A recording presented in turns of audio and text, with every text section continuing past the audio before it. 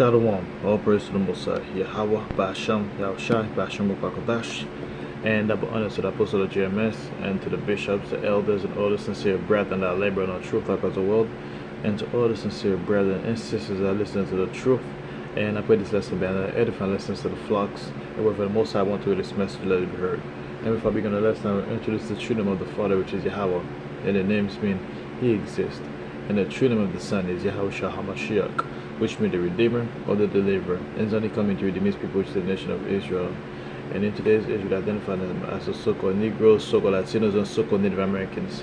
We're scattered in all four corners of the world, and it looks like they're nations, and also practice the custom of the other nations.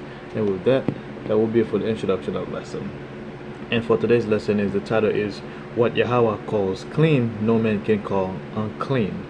And we're going to see that in the book of Acts chapter 10, verse 13 through 15. That was basically when Apostle Peter that was before he met Cornelius, and that dream he felt like on a slip while he was waiting on the rooftop when there was a dinner that was preparing for him. So let's see what it says. And there came a voice to him, "Rise, Peter, kill and eat." So while he was sleeping, there was a voice that told him, "Peter, wake up, get up, and go eat." So, but Peter said, "Not so, Lord, for I have never eaten anything that is common or unclean." So he was like, so basically Peter saw it. It was like, no. He said, "I've never eaten anything that's uncommon, that's unclean." That basically that goes against the dietary law. So when people see that verse, they always think like talk about, well, now since Peter have that dream, God said you can eat whatever you want. But that was not talking about food. But had people read the top of the verse, it was talking about that. That was like before he met Cornelius, which was basically was an Israelite foreigner. That was not talking about legit eating food. So what God calls unclean, you cannot call unclean. So basically, that verse was mainly for the Israelite foreigners, basically. So Peter said, "Not so. So I have never eaten anything that is common or uncommon." So he made it very clear he does not eat anything that goes against the dietary law. So when Peter was looking at that dream, that's what he was looking at toward. He was looking at, oh shoot, I've never eaten anything that's unclean that goes against the law. And the voice spake unto him the second time. So again the voice spoke to him the second time. "What Yahawah hath cleansed, that call not thou common." So the voice told him, "Look, man, don't call anything that the Most High call. Call anything unclean that the Heavenly Father Yahawah made it clean." That's what the voice told him. This was done thrice, and the vessel was received up again into the heaven. So that vision was repeated 3 times. Then the vessel was received up again into the heaven. Then the vessel suddenly go back to the heaven. So basically, so what was that dream that vision was talking about?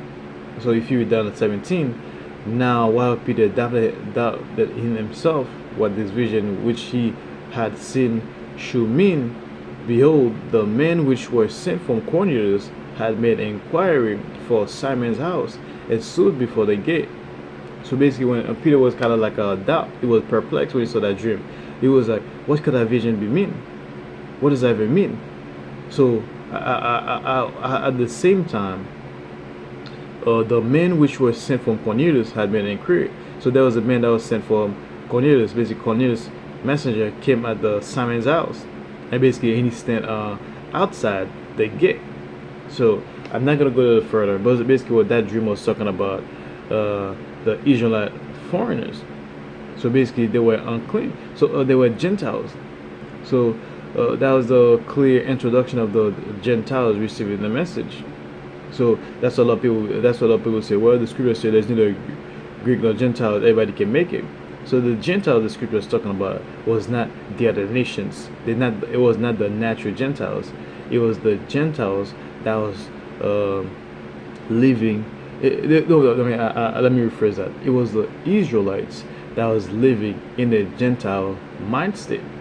They were following the custom of the Gentile, the natural Gentiles.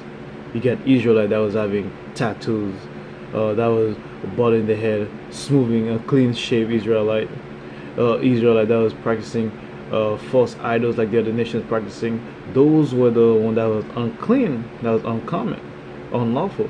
That's why Peter was like, look, I've never eaten anything that's unlawful. And the vision was like, look, whatever the Most High made clean, the man can, you cannot call what the Most High, you cannot call unclean what the Most High made it clean. So the Most High was reaching out to the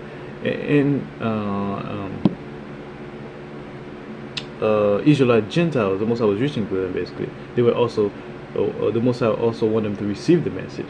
Like us in today's age, all of us before we come to the truth, we were living in a Gentile mindset. Like I live in Babylon the Great. Before the Most High opened my eyes, my mindset was based on the Babylon the Great, based on how Esau ruled the society. Until the Heavenly Father Yahweh put that spirit onto me, then I started living like a true Israelite that I am. Like the Most High giving the truth message. Now you start living. Well, we're still in captivity. I have to rephrase that, to the best of our abilities, basically. So that's it for the lesson, man. I pray that's another edifying lesson to the flock. Say whatever the Most High want to this message, and let it be heard. And with that, I could say, Shalom.